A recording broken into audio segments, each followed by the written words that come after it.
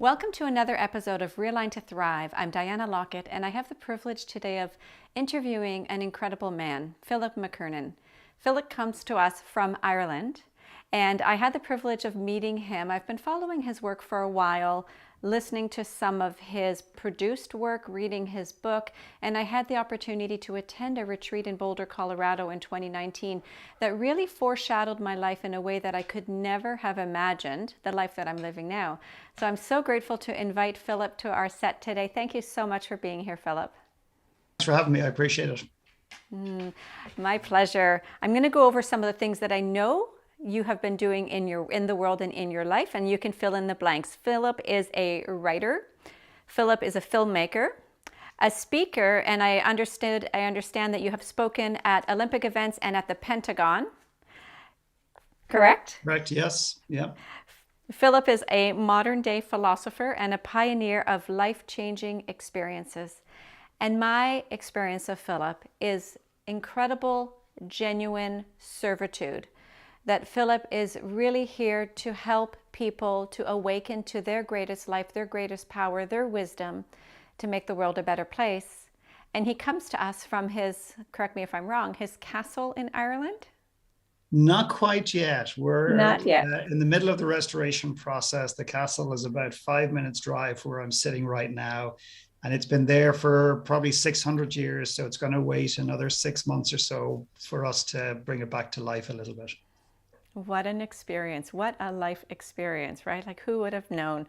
Let's start by just telling us a little bit, Philip, about you. What inspired you to become truly the leader and the change maker that you are today on a level that's not just an egoic leader, but there is such a heart quality to the work that you do, which is really what I'm interested in, is how did you become the person that can deliver this into the world? That question is so difficult and it evokes so much emotion because I actually don't believe I've become that person.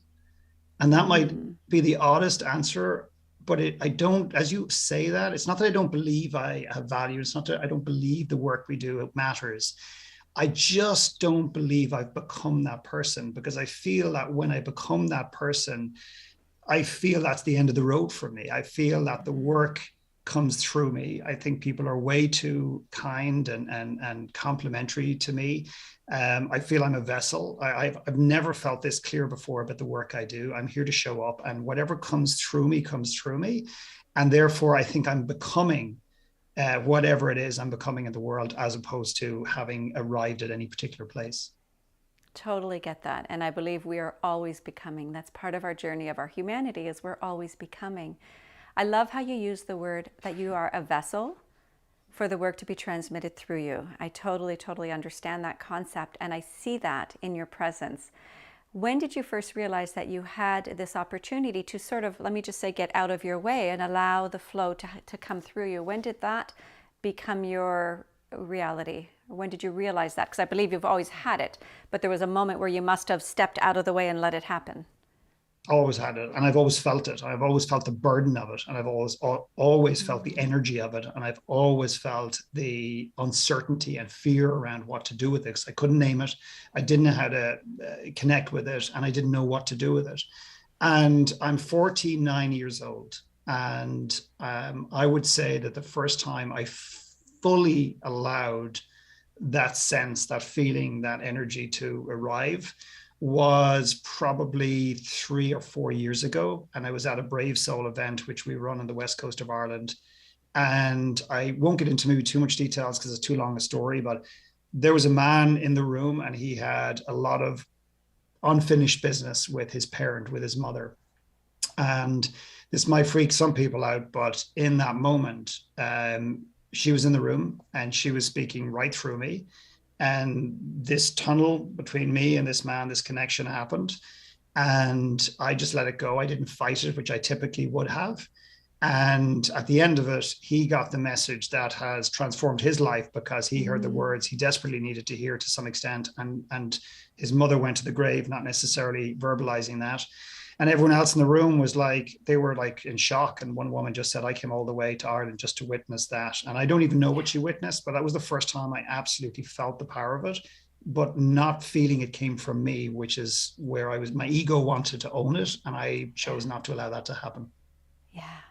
Let me first say that I have goosebumps all over, which tells me truth has been spoken. Thank you for that. It's incredible how we don't even realize sometimes the impact that we have on other people's lives, and the impact that this person might have experienced through that shared experience with you is incredible. When you do your events, so I heard you say you do your events in Ireland, you've done events in Boulder. Explain to me the structure of your work. So I know that there's one-on-one coaching and there's speaking. And what do your events look like? What are the ranges of the events that you do? Yeah, typically we've experimented with different things. I've run events in India, Peru, Guatemala, Boulder, Colorado, all over the States, Canada, and other countries, UK, etc. But there's something about the energy in the land here. It is my co-facilitator and probably a much more adept facilitator than I am. It's the place that just even by walking the landscape in certain areas, it just brings you alive. In one of the experiences, probably the most important experience that I've created, is a 7-day experience where the first part of the gathering is where we start to examine people's past, essentially going back as far as childhood, early childhood, to begin to understand and approach our childhood in a way that's very curious and very exploratory, rather than going back to judge or to try to fix or whatever. And to begin to understand and get an awareness of what has made us who we are today. What are some of the things that have served us? What are some of the things that hold us back? And then to begin to shine a light on our lives today and examine it with a sense of curiosity, rather than this very common judgment of, I'm not living my life connected enough, I'm not doing enough in the world, I'm not making enough in the world. And or I want to add as well, the other thing that I see a lot is people who believe that they're broken and they need to be fixed. Yeah, well, right, and that's the judgment piece of it. Yes, correct, perfect. absolutely. Keep going. Yeah. And then just drawing a bridge between the past and the present in a way that people begin to understand that they're not broken, that in reality they have certain behaviors and patterns that work and don't work because of their parents, because of society, because of the way they've brought up, because of their thinking, because of their environment, etc. And then we begin to imagine the future in a very gentle way, not your traditional hard set goal setting. We create a vision, and I'll leave it at this. Literally a visual representation of the man or woman you would like to be or become, rather than some aspirational thing that may or may not give you the satisfaction once achieved. The key word, the theme that keeps coming through this conversation is becoming. Yes. I love it. Thank you. We're going to take a short break, Philip. We'll be right back. Please stay tuned. We'll be back in a moment.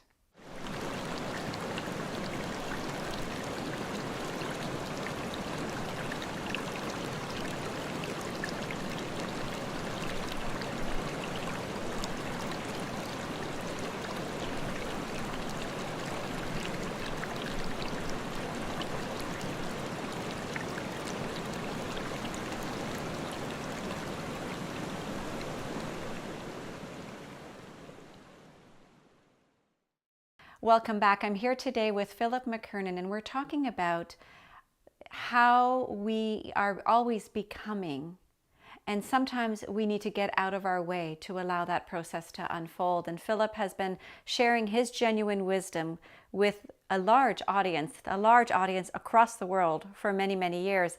And today he comes to us from Ireland. Thank you for being here, Philip. I want to ask you about your soul set philosophy. Can you explain to us what that is and what it means?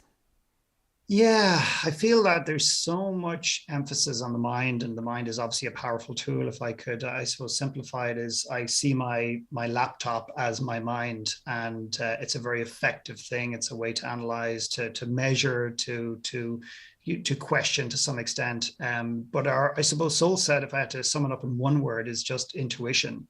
Your mind has thoughts, and your soul has this sense of intuition, the sense of knowing, not an I know it all, but a sense of knowing. And we help people get in touch with that, that inner compass, if you like, where they can start making decisions that are truly aligned with the essence of who they are, rather than trying to create a life or reimagine a life based on what I believe I need to do intellectually. I mean, I would set goals, I would climb the mountain, a metaphor for life. I get to the top of that mountain and I would feel, I know I would be successful temporarily, but I wouldn't feel satisfied. And I think that's a very common pattern that is plaguing the world right now. Mm-hmm. Excellent. So there's a sense of this inner wisdom. Your soul set is your inner wisdom. It's your inner, let's even call it purpose. Like, why are we here? We're not here to be busy bees, to accomplish A, B, C, D, and then come to an end where we think, wow, what did I do? We're here to live. We're here to inspire. I believe that our legacy is how we live the world every moment from our hearts, not something that we leave at the end of the world necessarily. And so speaking about legacy, there is a project that you initiated that I really adore, and I've watched all the videos and I've read the book, called the One Last Talk Project. Can you talk about that? Because I think that work is very powerful. It's really powerful, and I say that on behalf of the incredibly brave and courageous men, women, and children that have gone through the process, rather than Right. myself. Yeah. It's essentially an invitation or a challenge, or both, to begin to examine what your one last talk would be. Not an opportunity to lecture to the world about political, movements, or about global warming, or all of these other very important topics. It's an opportunity to share a part of your deep personal narrative into the world, perhaps a part of you that you don't want the world to know. And what people often find, the biggest characteristic we come across, or pattern, when we approach people to give their one last talk, typically we're met with, oh, no, Philip, no, not me. Now, my friend Diana, I mean, you've got to ask her. Oh my God, she's just incredible. I've got another friend, Ian. He's got the most extraordinary story. And we belittle our story in the world, or we don't see its significance. And yet every man or woman that has taken on the journey and done it in the way in which we've outlined it, which is very intentional, very specific, and requires us to be courageous in that process, every one of them have come out with a sense of, it's a very cathartic experience, a sense of, being seen and being deeply accepted in the world, and a greater sense of value within themselves. Yet it's the very talk they didn't necessarily want to bring into the world. Mm-hmm. And do they typically, when they're creating their one last talk, are they usually doing it with a recipient in mind? They're speaking to mother, father, spouse, children, sister, brother, friend? No, it's a great question, Okay. but no. And the reason for that is that if they do that, like, for example, if I was to ask you to write a one last letter, or an audience, and I'd say, by the way, write a one last letter, write it to who you want to, and say what you want. And you're going to all read it out in a few moments, or you're going to ring your dad and you're going to read it out to him. It would distort what we would write, because a lot of us, I think one of the Achilles heels for the human psyche is this deep-seated need to be liked in the world, and not to be judged, and to be loved. And therefore, I think we hold a lot of us back. We hide parts of ourselves from the world. So what we encourage people to do is to share the truth they need to share, leaving aside who needs to hear it for the moment, because it can distort what comes. And in those moments, people are actually surprised themselves of what comes. And that's the exciting piece. Mm-hmm. That's a great clarification. Thank you. And so the book One Last Talk is available. Is it on Amazon currently? Yeah, I really encourage people to get that book. The stories are very heartfelt stories. They're very deep personal stories. I was crying a few times reading the book, and I've read it several times. So thank you for bringing that incredible gift into the world. I want to ask you about this castle that you're moving into shortly. How did you manifest that?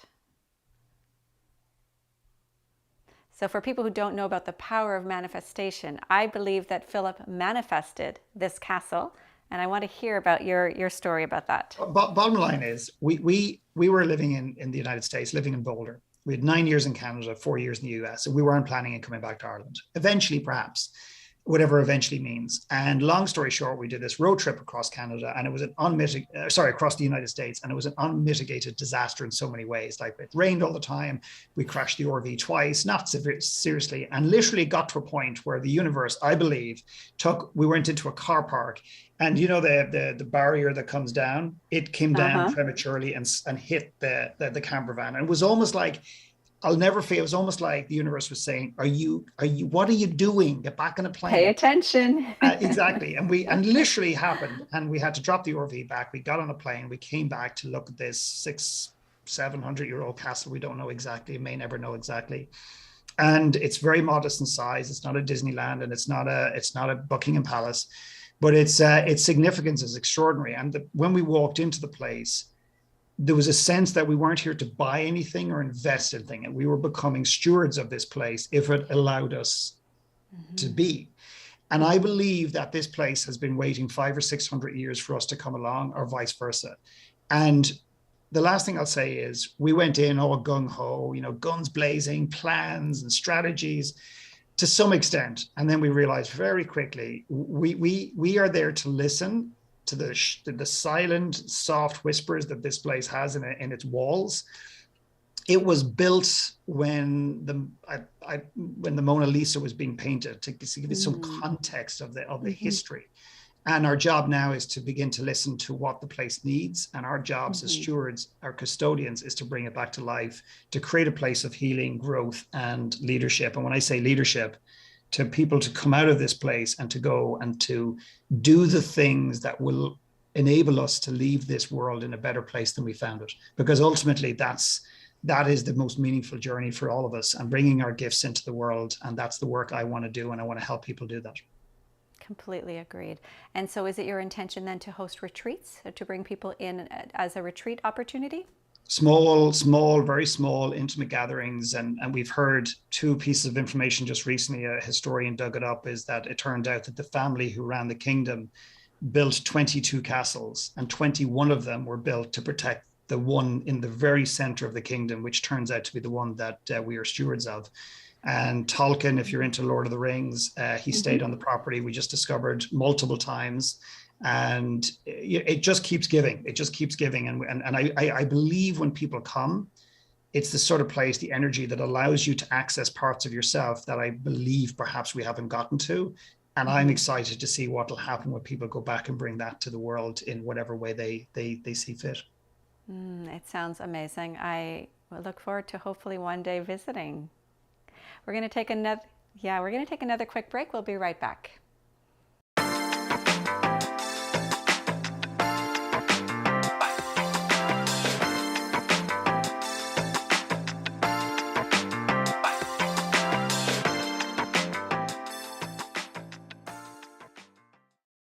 Welcome back. I'm here today wrapping up with Philip McKernan as we hear about Philip's manifestation of this castle as he takes over as a steward of the land, and his intention to bring people together to be able to create a healing opportunity for anyone, leaders, but anyone in the world. I believe we're all leaders. The difference is, are we leaders who are conscious and awake and leaning in towards and guiding the path for others to be soul-set leaders? I love that.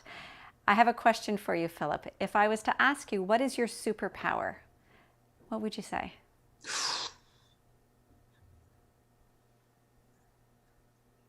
I don't know how to, that you've got me. I don't know how to answer that question. My wife, maybe I'm deflecting, but my wife says that I hear so deeply. Yeah. I don't listen. I hear so deeply. Yeah. And it brings up quite a lot of emotion. I see people, and I really see them. I see who they are. I literally can see who they are going to be in the world if they let go, if they trust, if they do some internal work and work on some demons and get out of their own way a little bit. I can literally feel who they're going to be, and that is both a burden and a blessing at the same time. And I will say yes to that, because I am a living experience of that, having first done a coaching call with you in 2018 where you foreshadowed where I am now, and the steps that you suggested very gently, very tenderly, that I would probably go through at the time. I could not have imagined that it would have become my reality. So thank you for that. I said it at the beginning, there is a sense of genuineness that comes through, and it's probably all tied into your deep capacity to feel, to listen, to really see people fully. And it comes through as such a genuine part of who you are and how you deliver who you are into the world, and your desire to create impact and encourage others to become fully who they're meant to be. So I totally see that in you, and thank you for that gift that you bring. As we wrap up, Philip, we are all living through a global pandemic, and everyone is in a different place in terms of their model of reality of the world, their capacity, their coping mechanisms, their experiences. If you were to give our audience one message on what they could do today to realign to thrive, what would you share? Yeah, I may have said something different, except you mentioned the pandemic, and I do believe people are experiencing that in very different ways. But there's a very interesting question that I would like to leave the audience with to some extent around the pandemic, which might feel very selfish, but if you sit with the question long enough, I think it can give you maybe something for you as an individual that perhaps you can use to go and impact the world. And I think we do make the world too much about us. And I think if we stop making the journey about us, I think we have a much greater capacity to make greater impact than we can even imagine in our lives right now. The question is, what if the pandemic was just happening to you? In other words, I don't mean that from a victim standpoint. I mean, what if it happened just to you? What is it trying to tell you? Whether it's you believe it's God or the universe or whatever, what is it trying to tell you? And I think if you can approach that question in the way in which it's intended, I think what you might find is it's trying to tell you to shift, to realign, to adjust your life in certain ways, maybe feel significant. They might feel small, or there could be a series of small steps. And it's a question that I asked myself when I was in a downtime. I was worried about our business. I was worried about live events. I was worried. And I said, what is it trying to tell me? And what it was trying to tell me is I needed to be in Ireland.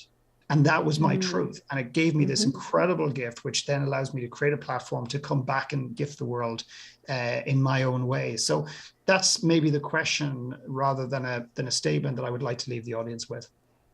I love that. And if I could tweak it just a little bit, it would be ask yourself, why is this happening for me? So rather than to me, so we move out of victimhood, but why is this happening for me? And coming with the belief, I totally am online with you, coming with the belief that we are here at this time, maybe even chosen to go through this. And so how can we realign so we can thrive through this period and not fall into victimhood and into incapacity? And it's not that those things don't happen, they happen to all of us. But then we have an opportunity to say this exact question, why is this happening for me? And from the response that comes forward, we get the information, the download that we need to be able to move, pivot, change, consider, shift, whatever it is, life, perspective, beliefs, in a way that will create a much bigger we movement instead of a me movement. Yeah, wonderful. Thank you so much for being here, Philip. I truly honor you.